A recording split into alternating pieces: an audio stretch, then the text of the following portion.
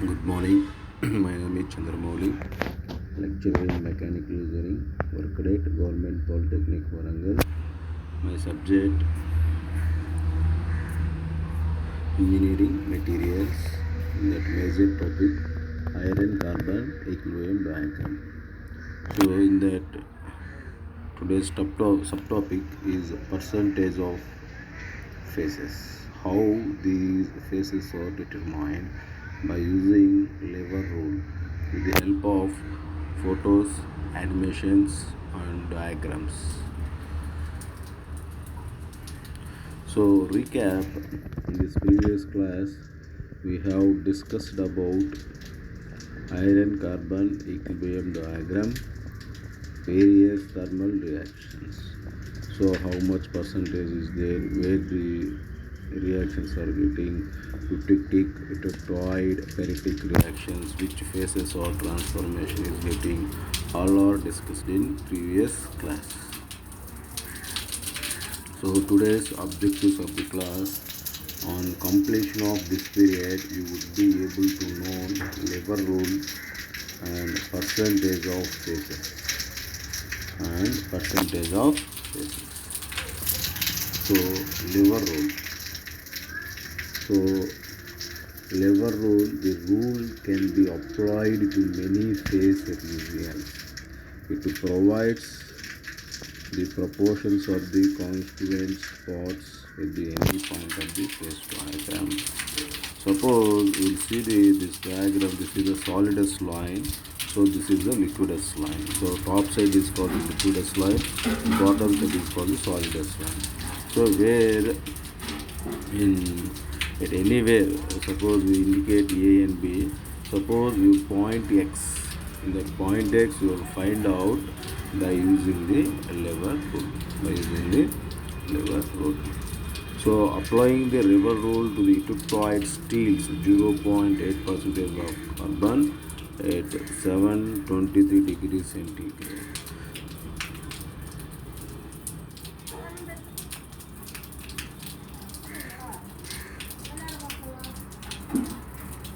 Suppose in this diagram we will see how to find out the means. For example, hypoeutectoid steels. Hypoeutectoid steels less than 0.8% of carbon will consist of perlite and ferrite in the iron carbon equilibrium diagram. The percentage of these phases can be determined by using lever rule means. So in X position 100% of ferrite is there, and Y position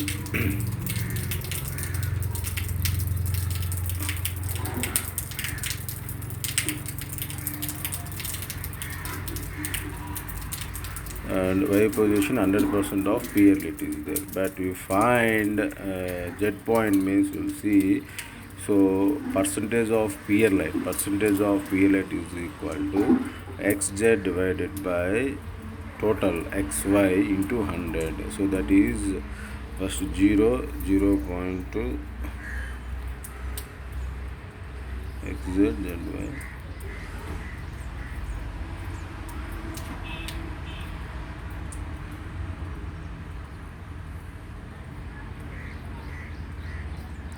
so very simple this lever rule. So that means a fraction of all these things. So very simple.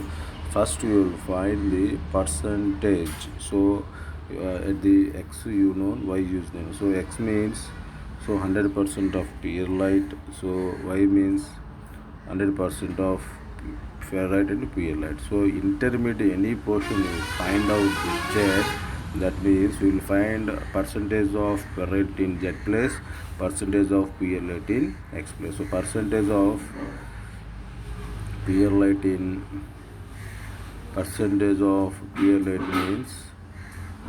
opposite. So XZ divided by total XY into 100. So next percentage of ferrite means ZY divided by XY into 100%. That is the main rule. It means partial fraction type of mechanism is used for this. So hyperpeptide steels neglecting the carbon percentage in ferrite, like this only you will find out.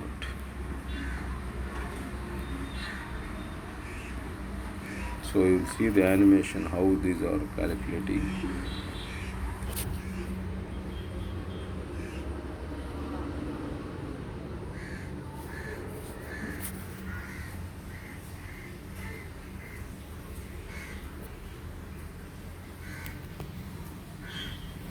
The transformation of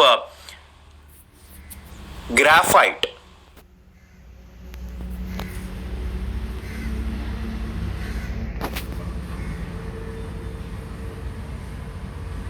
diagram, where you can divide this into M, N, and O, where already the composition has been given directly. The solid composition is 20B, and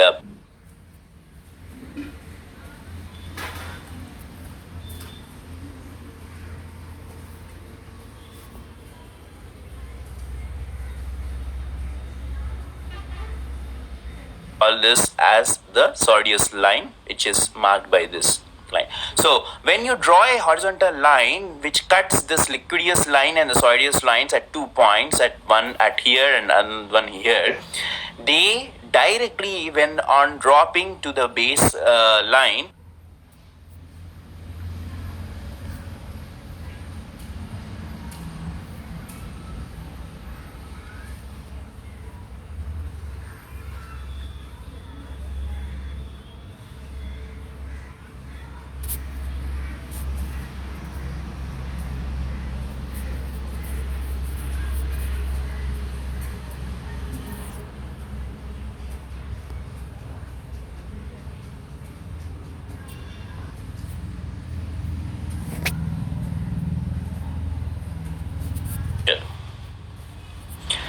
so the main focus for this video is on few frequently asked questions about iron carbide phase diagram. First one, like, is iron carbide phase diagram a true equilibrium diagram? Which is nothing but time temperature transformation diagram, or it is also called as IT diagrams and all. Then we have CCT, continuous cooling transformation diagrams. So let's start by knowing what is lever rule. This is very important for us to calculate some of the points in iron carbide phase diagram. Especially, we will be able to calculate the amount of phases present, also along with its composition in a two-phase region. So the lever rule mainly has two statements. The first statement is about when you have a two-phase composition to be found out. The first rule says that draw a horizontal line at a given temperature. This line is also called as a tie line, and this intersects at 2 points, in one here and other one here. So they mark the liquidious line at this point, and another one marks a Sordius line at this point. At this point, I would like to remind you, the line joining all locus of all the points which mark the beginning of solidification is what we call this as a liquidious line, and the locus of all the points which mark the end of solidification is what we call this as the Sordius line, which is marked by this line. So when you draw a horizontal line which cuts this liquidious line and the Sordius lines at 2 points, at one at here and one here, they directly, when on dropping to the base line, will give you the corresponding compositions directly. So when you drop onto the baseline for the Sordius line, you will get the solid composition, and when you drop onto the baseline for the liquidious point, you will get the liquid composition. So in this case, you can see directly the liquid composition is 80% of B, and the remaining will be 20% of A. Similarly, for solid composition, you have 10% of B and 90% of A. So this is the first rule. Second rule is draw a vertical line at the given unknown composition, which where we need to find out at that particular two-phase region. So when you draw a vertical line, it will cut the tie line into two halves. So like in this case, and it is in the two-phase region. Now, you can make this into a line diagram where you can divide this into M, N, and O, where already the composition has been given directly. The solid composition is 20B and liquid composition is 80B. And unknown where we need to find out is at this 60. So the second rule states that when you draw a vertical line, it will divide the tie line into two halves, and the amount of faces present is inversely proportional to the distance between the two, or the divided line is inversely proportional to the amount of faces present in each of its face. So when I say inversely proportional, if at all I want the solidus composition or weight percentages, I need to take the other side length. Like in this case, I need to take this length divided by the total length into 100. So this itself, I can show you, like the difference between 60 and 10 is 50 and 80 and 60 is 20. So the percentage of liquid present is MO minus NO, which will leave me this length, which itself is shown here in this case. MN is distance is 50 by the total length is MO as usual into 100. This is for liquidius. Why liquidius? Because liquidius opposite side you are supposed to take. Solidus opposite side you are supposed to take this one, NO by MO into 100. So they are inversely proportional. The same thing in with respect to this particular example, the liquid composition, you got it as 50 by 70 into 100 is 71.43% of liquid weight percentages are present. Similarly, the solid, you may also do it by 1 minus or 100 minus you can consider, and then you may write it as 28.57, or you may also calculate it this way. So this is very important for us to calculate the different weight percentages, even for iron carbide phase diagram. We are going to see that. So the first question is iron carbide diagram a true equilibrium diagram? So what do you think? It is the reason why we have just said phase diagram, not the equilibrium phase diagram. So the answer is no. The reason behind is since iron carbide is metastable, it transforms into graphite after a prolonged durations of time. As you can see in this dashed lines, it shows the transformation of graphite. Instead of forming cementite, graphite. So even in the liquid, directly at eutectic reaction, instead of forming a austenite and cementite, here you can see this dashed lines represents this iron graphite system at higher temperatures, and this is mainly the greater stability and closest to the full equilibrium iron graphite system. So in general, we say this as a not true equilibrium diagram, and also iron carbide itself is a metastable one. Then why the cementite Fe3C has only 6.67% of carbon to form a compound? So cementite has got a composition of 1 atom of carbon and every 3 atoms of iron.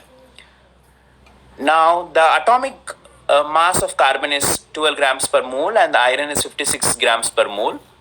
So the percentage of carbon goes like this, 12 by 12 plus 3 times of 56, which is multiplied by 100 will give you 6.67%. So that's the reason why at 6.67% of carbon, it forms a compound, and it is interstitial type of compound.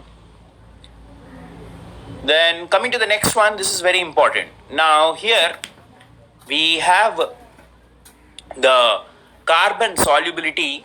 It's quite interesting to see that For this iron carbide phase diagram, you have allotropy. So you have three forms of phase transformations at different temperatures. One is delta iron, then you have gamma iron and alpha iron, where delta iron is BCC, gamma iron is FCC, and again alpha iron is BCC. So you know that these crystal structures have different types of its packing factors, and in spite of the packing factor of BCC is less than the FCC, you have the maximum carbon solubility in FCC, that is austenite or gamma iron, is maximum 2%, and whereas the BCC delta iron is 0.18, and you also have seen alpha iron ferrite is 0.025% of carbon alone. So why what is the reason behind it? So atomic packing factor of ferrite is 0.68%, that is it has more available free space relative to the austenite FCC, where it is 0.74 to host the interstitial atoms. Basically, in BCC, interstitial positions are at the midpoints between the cube center and the face center, and in FCC, they are at the midpoints of the cube edges. And that is one of the reason why you have this kind of difference in the solubility, because of its position. The structure itself has got some difference where the interstitial positions are available, where the carbon atoms are supposed to go and position themselves.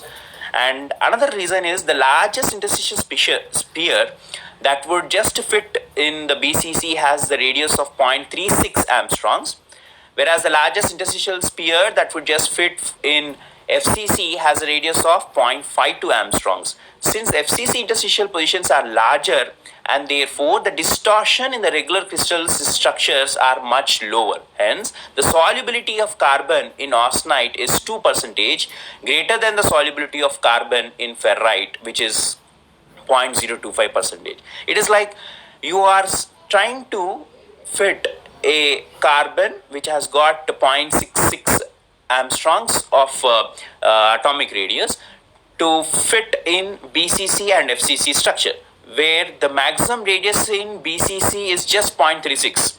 So the regular crystal structure will distort much larger in BCC. If you see the same thing in case of FCC, it has got the largest sphere that could fit is 0.52. Even though the distortion is there here as well in case of FCC, the distortion in case of BCC is much less. Sorry, in case of FCC is much less comparatively. I'll also show you with the diagram. So here you can see this is BCC crystal structure and the possible carbon atoms which can go and fit and form a either octahedral interstitious positions or tetrahedral interstitial positions. The same thing in case of FCC, you can see the octahedral and tetrahedral interstitial positions, but their positions are different. And when you are given a distorted crystal structure, obviously it will have an effect on the overall solubility. Then coming to the next one, what is the amount of ferrite and cementite present at different carbon percentages? And now for this, we are supposed to calculate using the Liver rule, which we have just discussed.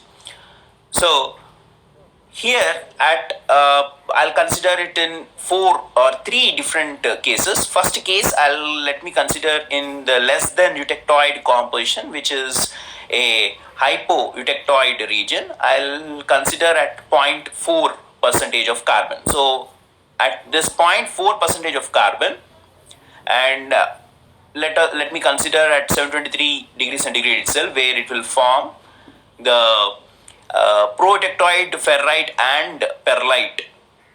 So for this, like I said, you are supposed to take the horizontal line, which I call it as a tie line, and then the vertical line, which will divide the tie line into 2 halves, and the amount of faces present are inversely proportional to its lengths.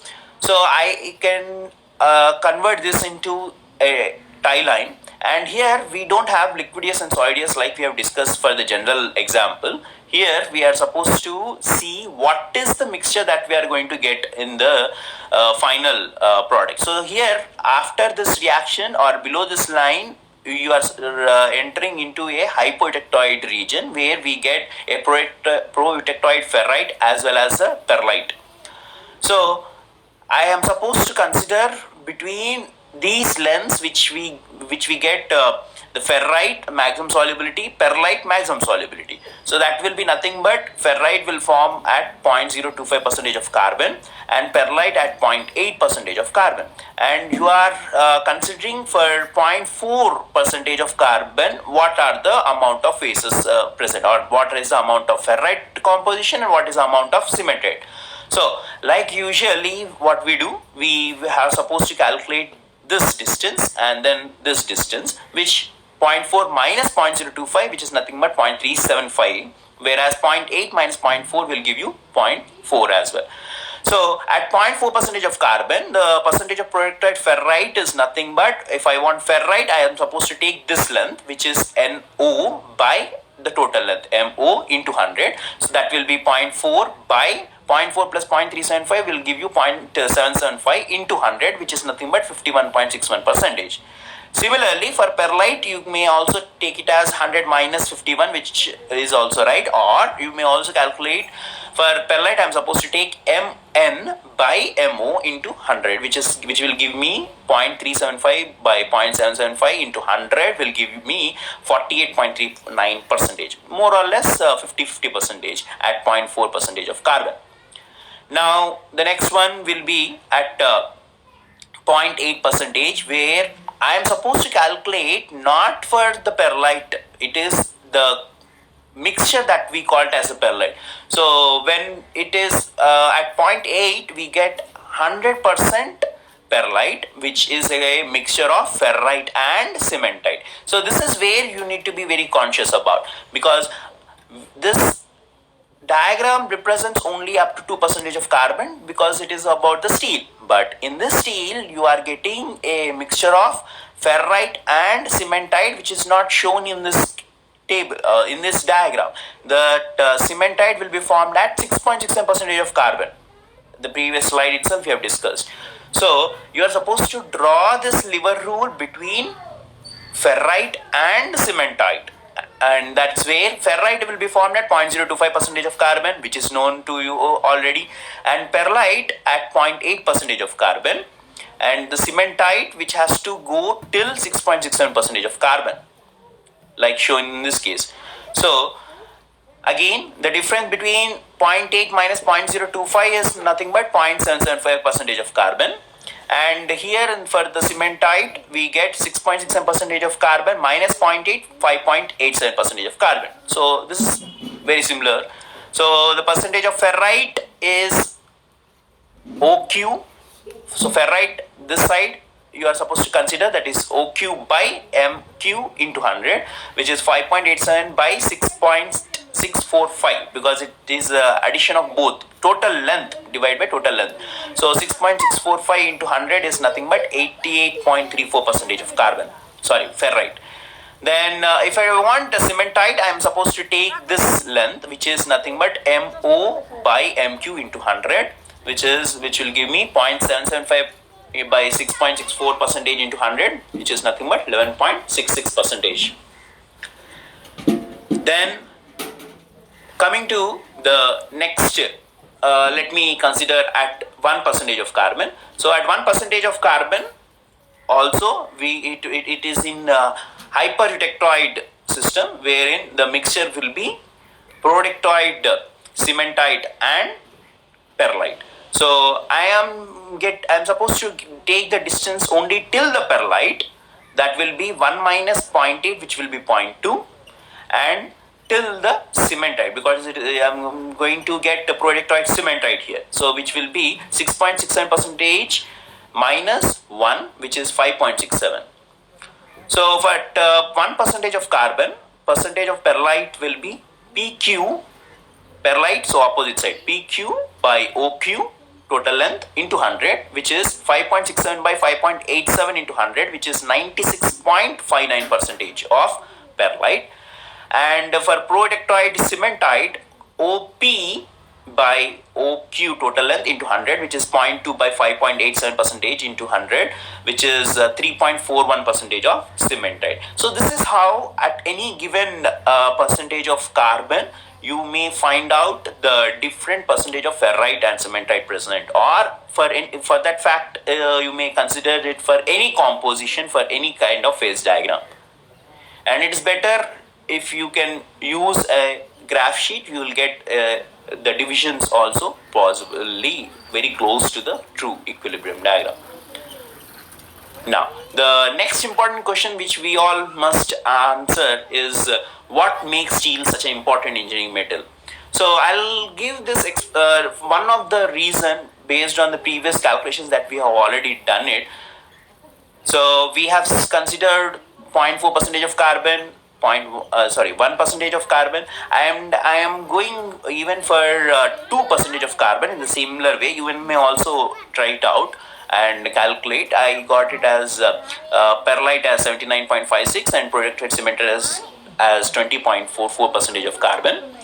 So if I draw this diagram, which just to generalize or to round it off and then put it in how much percentage of proteictite, ferrite and perlite are formed at each of its steel zone, it is very interesting to see that at 0.4 it is close to 50 percentage of proteictite, ferrite and 50 percentage of perlite, right? So this is where you will get.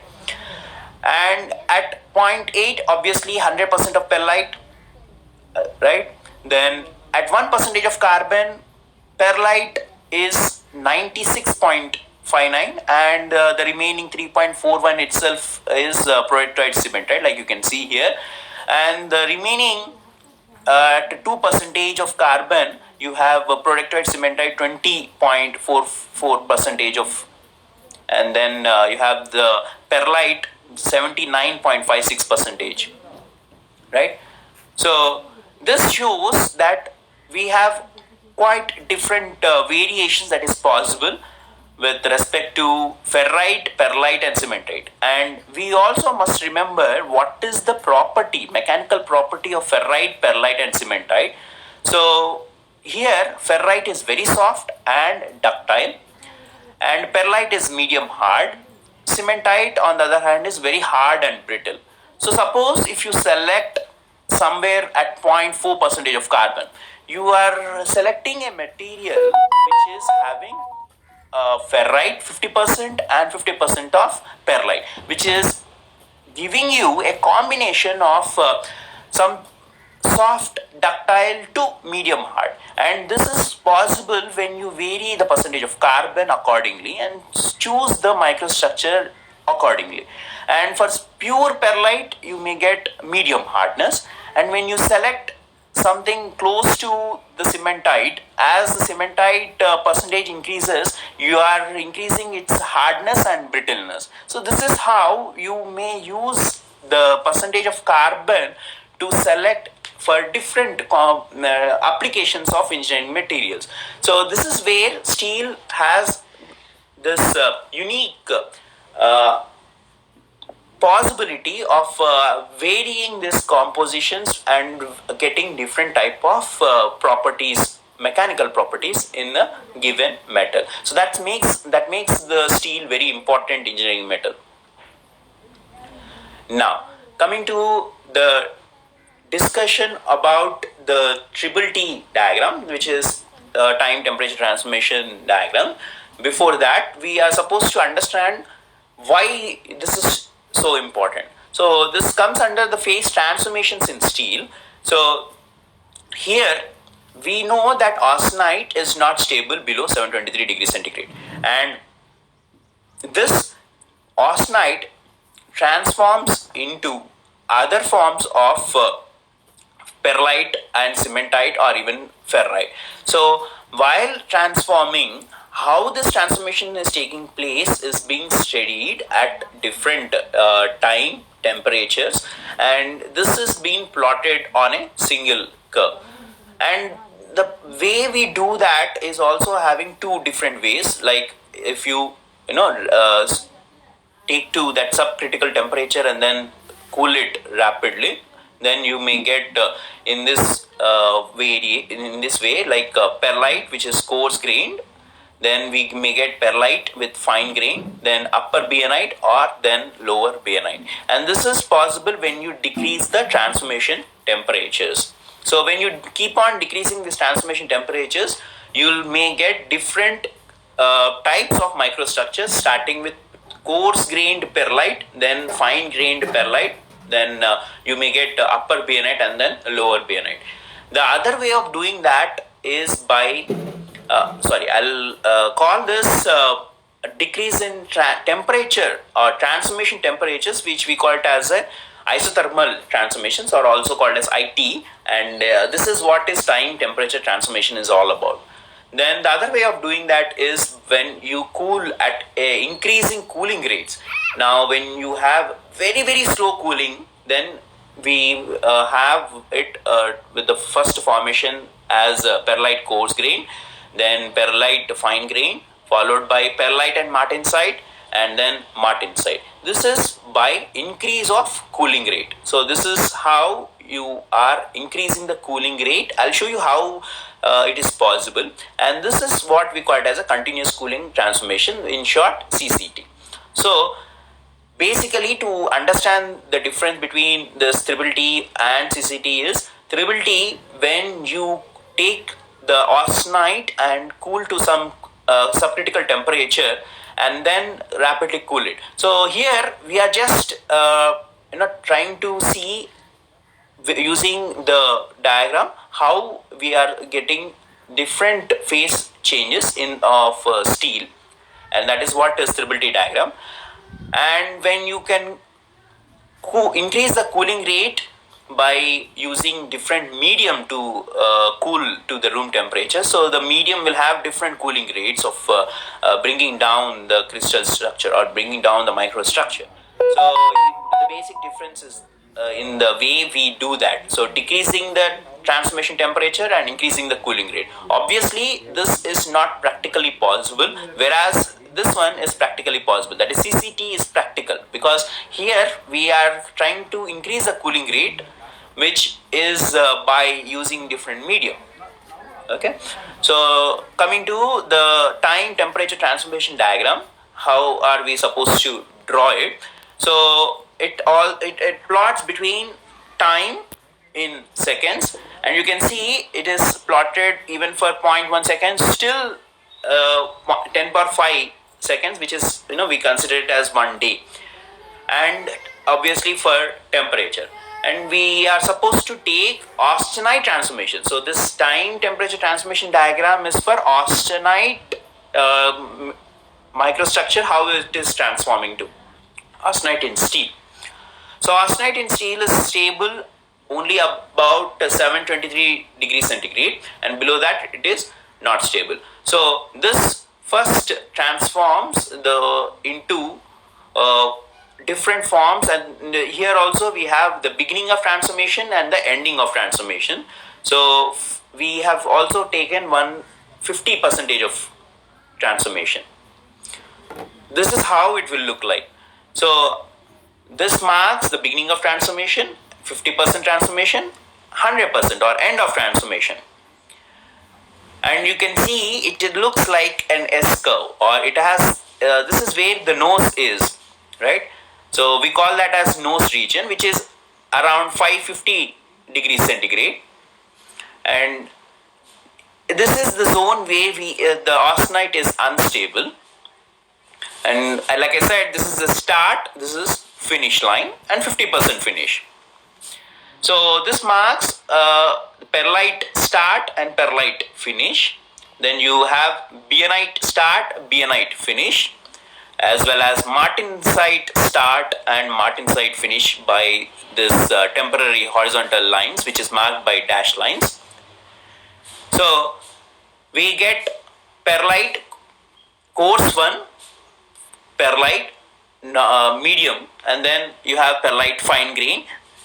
Then you have upper BNite, and lower BNite, and followed by martensite, start, finish, and this is where you get the total martensite.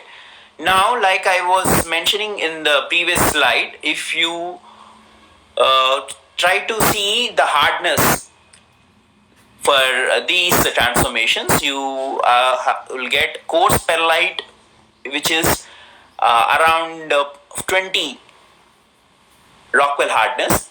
Then you have increasing its hardness values, and finally the most hard microstructure will be martensite.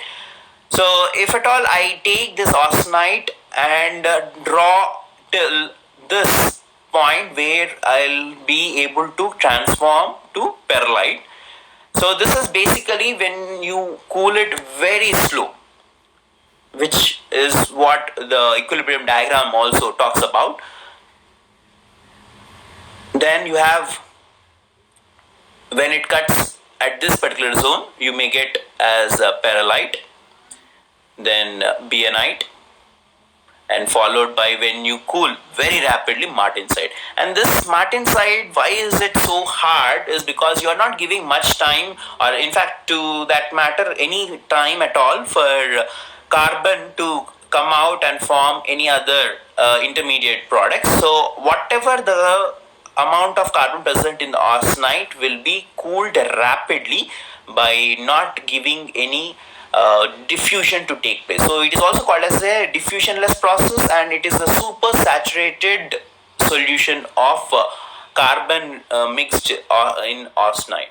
So that makes the martensite very hard, and also it has got very fine, evenly distributed cementite in the ferrite mixture. Then, like I said, continuous cooling transformation.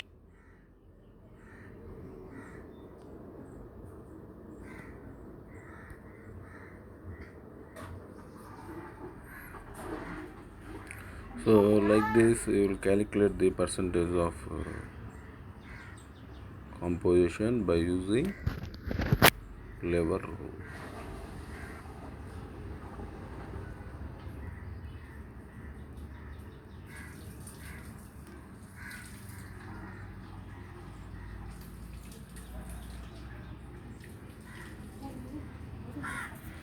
Transformation wherein you are supposed to draw the cooling curve with different in its way we cool it. So it is done by taking the austenite as usual. So let me consider this austenite and the furnace, and it is heated around 8 or 723 above percentage of temperature, and then from there, if I cool to a particular cooling rate, which I call it as a very slow cooling, and it is possible to do that by cooling in the furnace itself. So when you cool it very slowly by keeping the components in the furnace itself very slowly, it may take some days, or 1.5 day to cool to room temperature, and that is considered to be as very slow cooling.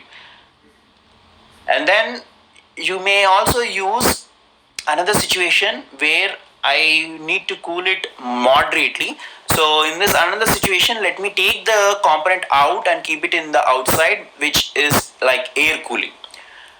Then cooling at a moderate rate, where you need to form a moderate cooling transformation. So I may use oil cooling, where I take out from the furnace and dip it in oil medium, and that will cool it in a medium cooling rate. Then you also have one cooling rate where exactly it touches the nose portion tangentially. So this is something which is important. Again, we'll come back to that. Then cooling very rapidly. Now, by cooling very rapidly, I mean cooling in water. So, taking the component from the furnace and then quickly cooling or quenching it in a water medium. That is rapid cooling. So, you can see this is what when we superimpose the 3T diagram with the rate of cooling, continuous cooling, and then you may get the austenite transforming starting with here and then finally we reach here. So above the nose region we have perlite. So this is where perlite is formed, and this is done by cooling it in furnace itself. Then we have something which is above the nose region as well, which we have perlite transformation, and also you have, if you cool it little bit close to, then we may also cut it at where we may get perlite and martensite. Then we also have a cooling rate which is oil cooling, where we get martensite, and along with martensite we may also get a mixture of perlite and bayanite. And like I said, this one cuts tangentially. So this is where you have the critical cooling rate, which is nothing but the minimum rate of cooling at which the austenite is transformed to martensite. So this is neither the rate of cooling is too high nor too low. We are designing it such a way that it exactly touches the nose region or tangential to the nose region, and which will transform the austenite to martensite 100%. And this is the rate of cooling which is required for getting austenite to martensite transformation. So this is called as critical rate of cooling. So I hope I was able to explain some of the few important frequently asked questions.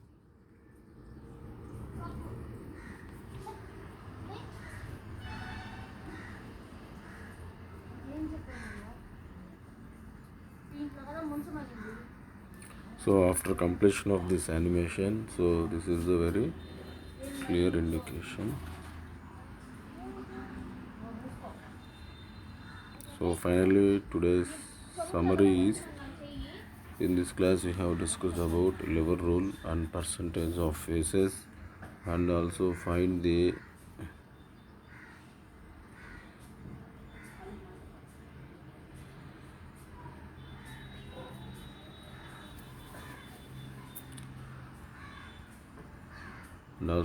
critical points, and also find the all faces